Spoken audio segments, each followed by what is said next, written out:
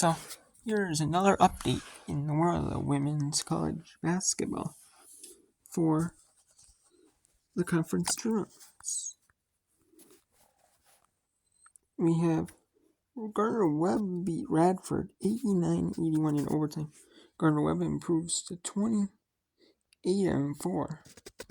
and 20-0 in conference play, including the conference tournament. Radford had a shot to win this whole game, but two players fouled out in overtime for Radford, and then they had to in regulation in the fourth quarter. And they had to one had to sell like 2 minutes in fourth quarter, one had to sell like a minute or something, I believe, in fourth quarter. And then overtime, Gardner-Webb wins in the SEC semis. LSU could have been a 1 seed if they beat Tennessee and played South Carolina. At least somewhat close, like 10, at least a little bit closer than they did last game. Well, even if they lose, but Tennessee ends up losing, or Tennessee ends up being LSU, 69-67 over LSU. Pacific beats San Diego 71-57, likely knocking San Diego out of the WNIT. San Diego was on the bubble of first 10 teams out, last teams in. They were, I believe, second on the bracket list that I saw. So, second team out. But then this lost to Pacific, likely pushing them back farther. So, Power 5 schools, some schools, Power 5s or some other schools might not accept the bid, or have a history of not accepting WNIT bids or stuff like that. So, or not accept the bid for whatever reason. So, but San Diego might go to Team WBI, the Detroit WBI. We'll see. If it is 8 teams, maybe it's 16. That goes back up to 16 again. Who knows?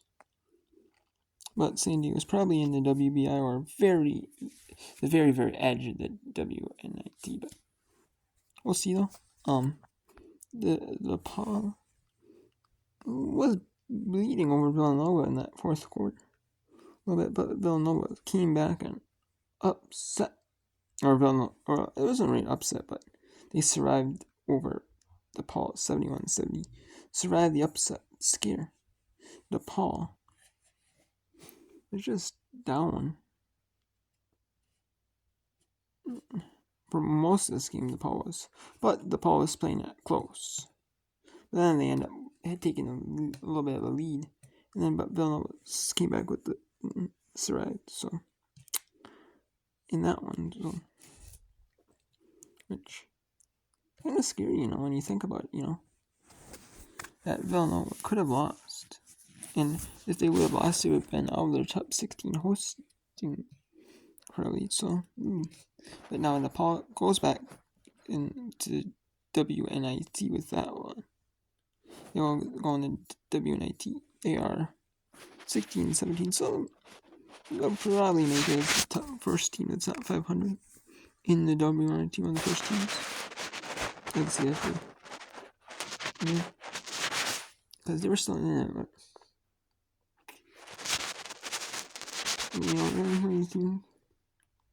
we'll see though. They're changing teams like left and right, like who's winning, who's winning, who's out, and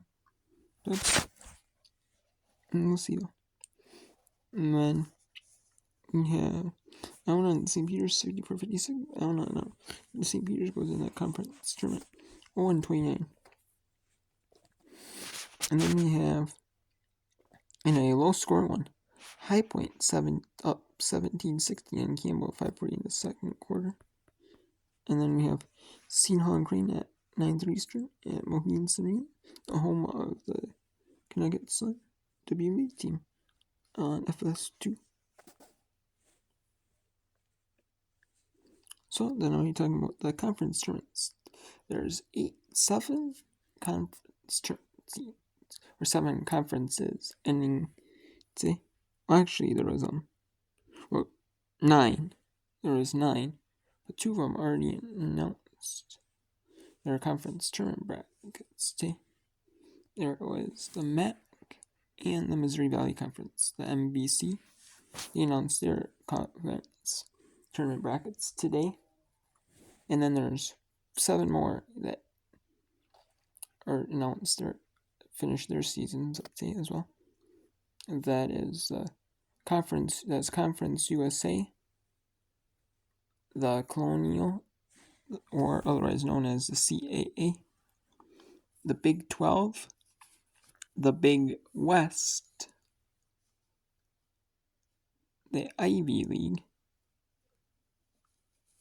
the SWAC, and the MAAC. So there is 7 conferences, and now 3 of them have already announced. The MAAC already announced their bracket, their women's bracket,